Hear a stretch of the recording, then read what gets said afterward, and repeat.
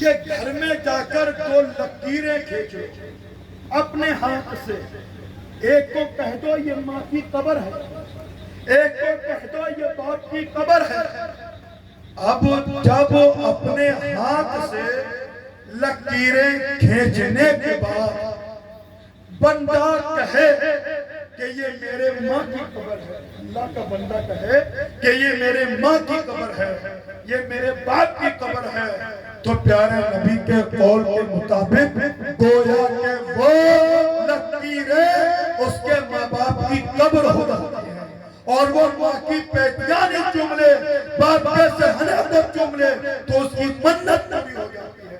اب ذرا اگر سینے میں ایمان ہے، ایمان کی شمع روشن ہے، میرے حسین سے محبت ہے، تو اب ذرا یہ بتاؤ، جب اپنے ہاتھ سے کھینچی ہوئی 2 لکیریں ماں باپ کی قبر بن سکتی ہیں، ان کو چوما جا سکتا ہے، ان کو چاٹا جا سکتا ہے، تو بتاؤ یہ کربلا کی مٹی شریف ہے، یہ سجدہ کائنات کے قدموں کی مٹی شریف ہے، یہ مولا کائنات کے قدموں کی مٹی شریف ہے، اور یہ میرے آقا امام حسین کے روزے کا ہو بہو نقشہ ہے۔ اس کو کیوں نہیں چوم سکتے؟ اس کو کیوں نہیں چوم سکتے؟ اس کو کیوں نہیں چاٹ سکتے؟ اس کے سامنے کیوں دعائیں نہیں کر سکتے؟ اس کے سامنے کیوں فاتحہ خوانی نہیں کر سکتے؟ بتائیے کیوں نہیں کر سکتے؟ ہمارا آقا عشق کیسا ہے؟ ہم کیسے لوگوں کو بہکانے میں آ جاتے ہیں؟ ارے یہ کربلا معلیٰ کا نقشہ ہے، قسم خدا کی یہ امام حسین کے روزے کا نقشہ ہے۔ جانتے ہو حسین کون ہے؟ حسین وہ ہے جس نے اپنے نانا کے دین کو بچایا ہے۔ حسین وہ ہے جس نے 18 سال کے علی اکبر کو دے کر، 22 سالہ قاسم کو دے کر، عباس اکبر کے بازو دے کر، علی اصغر کا خون دے کر، اور محمد کے لڑک کو دے کر، حبیب ابن مظاہر جیسا دوست دے کر، مسلم بن عقیل جیسا بھائی دے کر، عباس جیسا بہادر دے کر، مسلم بن عوف جیسا غلام دے کر، حر بن بیعی جیسا عاشق دے کر، ہمیں اور آپ کو اسلام۔ آج میاں کوئی کہہ لے کہ اسلام ہم نے بتایا ہے، اسلام ہمارے ابا نے بتایا ہے، کان کھول کر سن لیجئے، اسلام کسی مولوی ملہ نے نہیں بتایا ہے، اسلام کربلا میں امام حسین نے بتایا ہے۔ آپ جانتے ہیں، ایک بات بتا دوں، دیکھیے دنیا میں آپ کو ایسے بھی ملیں گے جو اپنے آپ کو خدا کہلواتے تھے۔ آپ دیکھ لیجئے نمرود کو، کیا آپ دیکھ لیجئے فرعون کو، اپنے آپ کو خدا کہلواتے تھے۔ دنیا میں آپ تلاش کریں گے تو آپ کو ایسے بھی مل جائیں گے جو اپنے آپ کو نبی کہلواتے تھے۔ مرزا غلام احمد قادیانی مردود نے نبوت کا دعویٰ کیا، یہ علماء بیٹھے ہیں، سادات کرام بیٹھے ہیں، ان سے پوچھئے۔ مسلمہ قذاب نے نبوت کا دعویٰ کیا، کتنے گنڈے لفنگے آئے جنہوں نے اپنے آپ کو نبی کہا۔ ایسے ملیں گے، خدا کہلوانے والے بھی ملیں گے کہ میں خدا ہوں، نبی کہلوانے والے بھی مل جائیں گے تاریخ میں کہ جنہوں نے اپنے آپ کو نبی کہلوایا کہ میں نبی ہوں۔ مگر قسم خدا کی جب سے میرا حسین پیدا ہوا اس وقت سے لے کے آج تک کوئی حسین کہلانے والا نہیں ملے گا کہ میں حسین، کیا کوئی یہ نہیں ملے گا کہ میں حسین ابن علی ہوں؟ غلام حسین تو مل جائیں گے، حسین کے نام پر نام رکھنے والے تو مل جائیں گے، مگر یہ نہیں ملے گا کہ میں حسین ہوں۔ کیوں؟ جانتے ہو خدا بننے کے لیے کچھ نہیں جاتا، خدا بننے کے لیے کچھ نہیں جاتا، اور نبی بننے کے لیے بھی کچھ نہیں جاتا ہے، نبی بننے کے لیے بھی کچھ نہیں جاتا۔ اس کچھ سے مراد یہ ہے نہ دولت جاتی ہے۔ بھئی زمانہ ایسا ہے جو میری تقریر سن کے اعتراض نہ کر دے، اس لیے وضاحت کرتا ہوں۔ کچھ سے مراد یہ ہے کہ دولت نہیں جاتی، بیوی نہیں جاتی، بچے نہیں جاتے، بہن نہیں جاتی، ہاں رہ گیا کیا؟ ایمان چلا جاتا ہے۔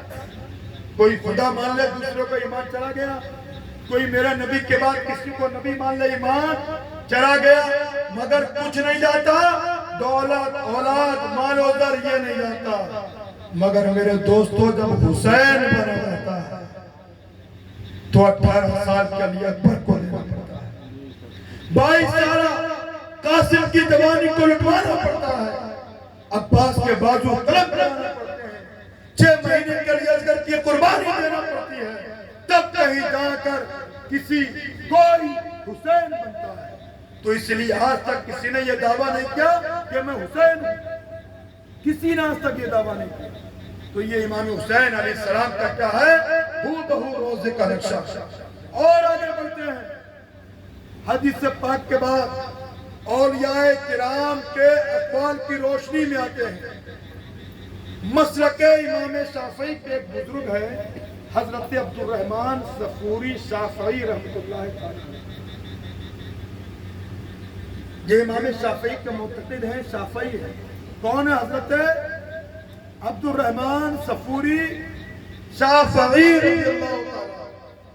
ان کی کتاب ہے نزہۃ المجالس، اس کا اردو ترجمہ نزہۃ المحافل کے نام سے، اس کا اردو ترجمہ کس نام سے؟ نزہۃ المحافل کے نام سے۔ اس کتاب میں ایک واقعہ لکھا ہوا ہے کہ ایک دور میں بڑا ظالم و جابر بادشاہ، کیا گزرا؟ بڑا ظالم و جابر بادشاہ گزرا ایک دور میں۔ تو اس گاؤں میں، جس علاقے میں ظالم و جابر بادشاہ تھا، وہاں پر ایک اللہ کا نیک بندہ تھا۔ وہ ظالم و جابر بادشاہ کی وجہ سے اپنے علاقے کو چھوڑ کر ایک جنگل میں چلا، بڑے توجہ سے سنیں، اور جنگل میں جانے کے بعد بیچارہ بڑا پریشان ہوا۔ اس نے زمین پر ایک لکیر کھینچی۔ کیا کھینچا زمین پر؟ ایک لکیر کھینچی، اور زمین پر لکیر کھینچنے کے بعد 1000 مرتبہ درود پاک۔ کتنی مرتبہ درود پاک پڑھا؟ 1000 بار۔ 1000 مرتبہ درود پاک پڑھا، اور درود پاک پڑھنے کے بعد اس نے ہاتھ اٹھایا اور دعا کی، یا رب العالمین۔ ہاں ایک بات رہ گئی، لکیر کھینچنے کے بعد اس نے جملہ کہا، کیا کہا؟ ھذا قبر رسول اللہ صلی اللہ تعالیٰ علیہ وسلم۔ یعنی اس دیوانے نے جنگل میں جا کے اپنے ہاتھ سے لکیر کھینچی، اور لکیر کھینچنے کے بعد کیا کہتا ہے؟ ھذا قبر رسول اللہ صلی اللہ علیہ وسلم، یعنی یہ اللہ کے رسول صلی اللہ علیہ وسلم کی قبر۔ اس کے بعد 1000 مرتبہ درود پاک پڑھتا ہے، اور درود پاک پڑھ لینے کے بعد وہ اپنے ہاتھوں کو اٹھاتا ہے اور اللہ کی بارگاہ میں دعا مانگتا ہے، اے مولا، اے میرے پالنہار، اے میرے خالق و مالک، اے میرے رازق، تو اس صاحب قبر کے صدقے میں میرے علاقے سے ظالم و جابر بادشاہ کو۔ کیا دعا مانگی؟ اے مولا، اس صاحب قبر کے صدقے میں تو میرے علاقے سے ظالم و جابر بادشاہ کو ختم کر دے۔ کتاب کے اندر لکھا ہے کہ وہ دعا مانگ کر فارغ ہوا، اور جب اپنے گاؤں میں پہنچا تو یقیناً اس ظالم بادشاہ کا انتقال کیا ہو چکا تھا؟ ظالم بادشاہ کا انتقال۔ اتنا واقعہ تو نزہۃ المجالس میں لکھا ہوا ہے۔ اب اس پر میرا تبصرہ سنو۔ ایک عاشق، اللہ کا نیک بندہ، اگر اپنے ہاتھ سے لکیر کھینچ کر اپنی زبان سے یہ کہہ دے کہ یہ رسول اللہ صلی اللہ علیہ وسلم کی قبر ہے، کیا کہہ دے؟ یہ رسول اللہ صلی اللہ علیہ وسلم کی قبر ہے، پھر 1000 مرتبہ درود پاک پڑھ لے، اور اس صاحب قبر یعنی رسول اللہ صلی اللہ علیہ وسلم کے وسیلے سے دعا مانگے تو اللہ اس کی دعا قبول۔ مدینہ شریف جا کر نہیں، یا ویسے ہی میرے نبی کا واسطہ دے کر نہیں، بلکہ لکیر کھینچ کر اپنی زبان سے کہتا ہے یہ قبر ہے، اور کہتا ہے یا اللہ اس قبر رسول کے سجدے میں، اصلی قبر کہاں ہے میرے آقا کی؟ مدینہ شریف۔ بھئی میرے آقا کہاں رہا فرمایا؟ مدینہ شریف۔ میرے نبی کا روضہ مدینہ شریف میں ہے۔ اس جنگل میں میرے نبی تشریف فرما نہیں ہے ظاہری اعتبار سے، نہ روحانی اعتبار سے وہاں ہے۔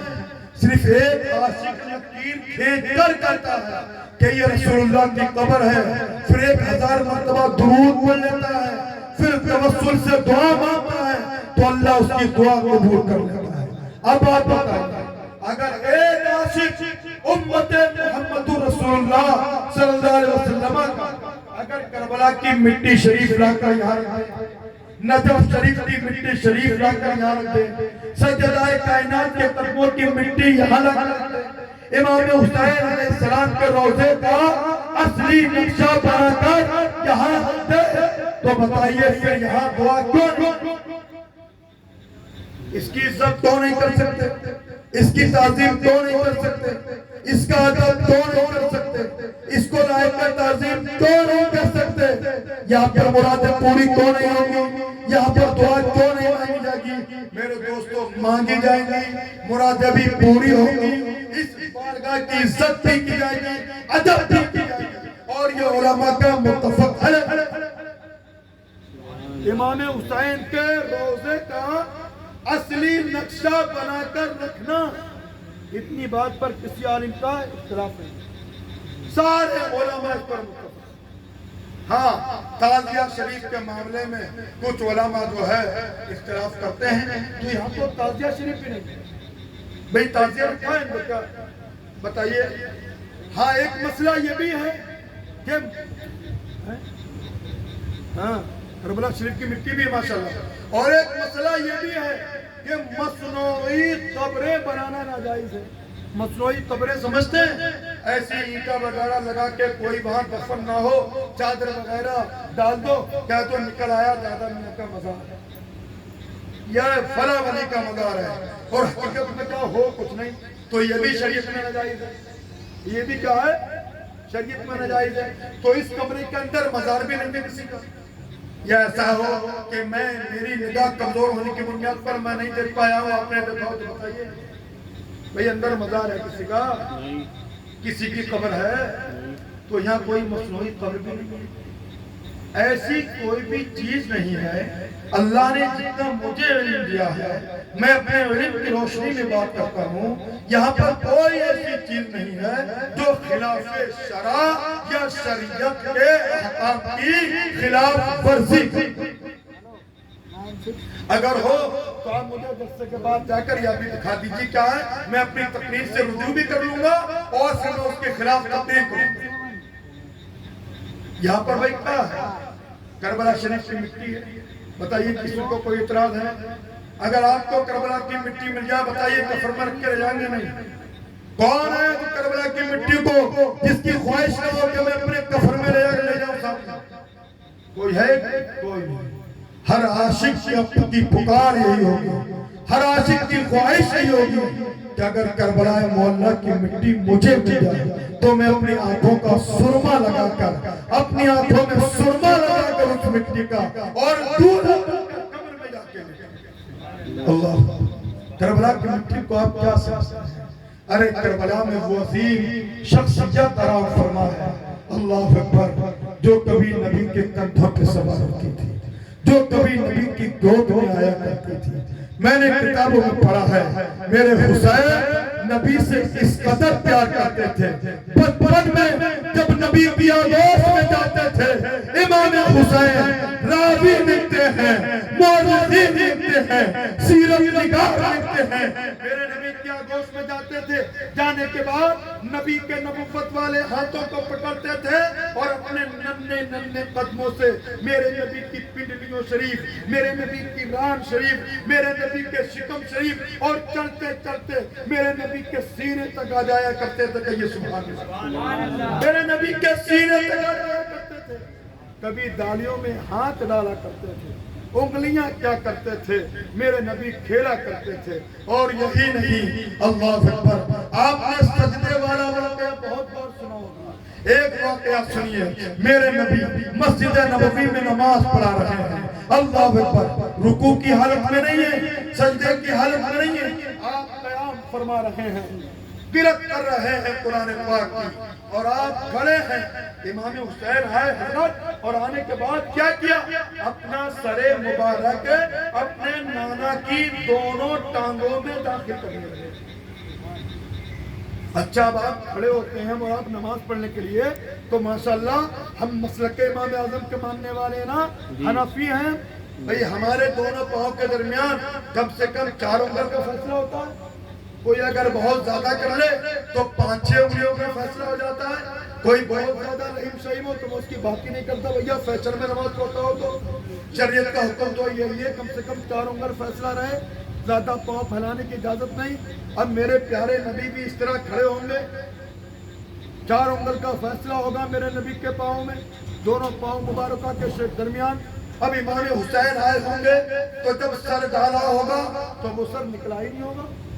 یہ بتائیے 4 انگل کا فیصلہ ہے، امام حسین کی 7 یا 6 سال کی عمر ہے، اب سر ڈال رہے ہیں دونوں پاؤں شریف کے درمیان، کیسے نکلے گا؟ میرے امام نے، امام الانبیاء نے دونوں پاؤں کو ایسے پھیلا، کیسے پھیلا لیا؟ محبت سے کہہ دو سبحان اللہ، اس کو بولتے ہیں محبت حسین، اپنے دونوں پاؤں کو پھیلا لیا۔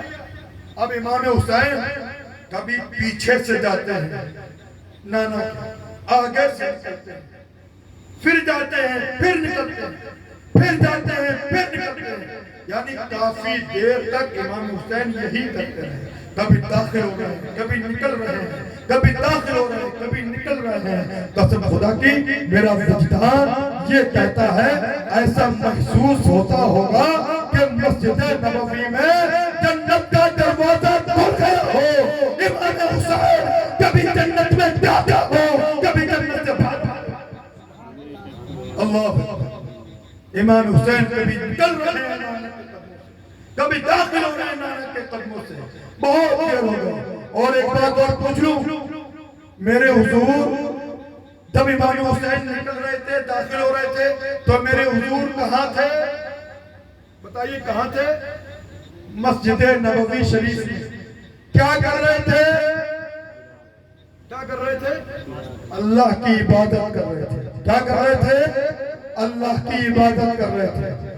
زبان نبوت قرآن پاک کی تلاوت کر رہی ہوگی، زبان نبوت اللہ کا ذکر کر رہی ہوگی، زبان نبوت پر آیات قرآنیہ سجی ہوگی، اور دونوں پاؤں کے بیچ میں سے امام حسین نکل رہے ہوں گے۔ اب میرے نبی زبان سے ذکر خدا کر رہے ہوں گے، میرے نبی کا دل کہہ رہا ہوگا اگر میرا بیٹا حسین یہ آنے جانے کا سلسلہ بند کر دے تو میں رکوع میں چلا جاؤں۔ میرے نبی کا دل کیا کہہ رہا ہوگا؟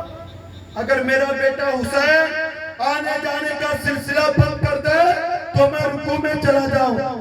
زبان سے ذکر خدا اور دل سے ذکر حسین، کہاں؟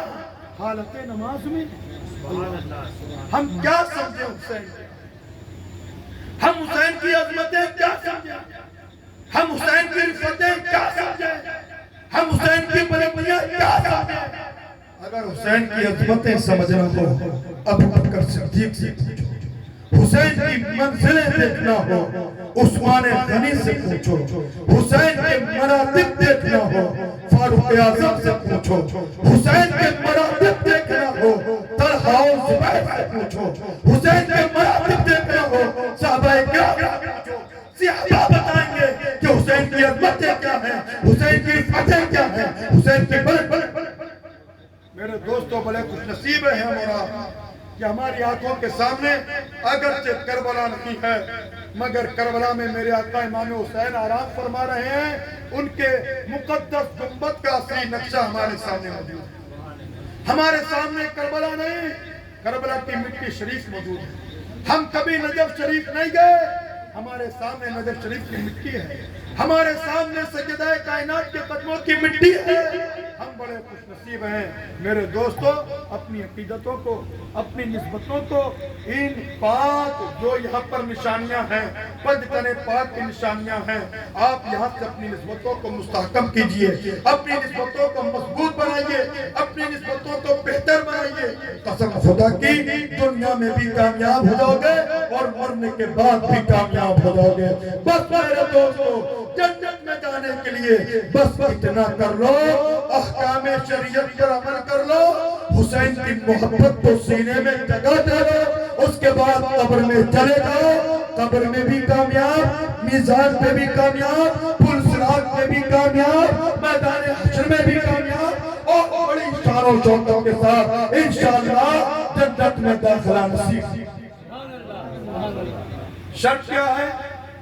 इमाम हुसैन ने करबला में जो पैगाम दिया था, 70-72 जख्म खाकर, जिसमें मुनव्वर से खून निकल रहा था, 3 दिन के भूखे प्यासे थे, घर वालों के जनाजे उठाकर मेरे हुसैन की कमर तोड़ी हो गई थी, मगर उसके बावजूद भी मेरे हुसैन ने नमाज नहीं छोड़ी थी।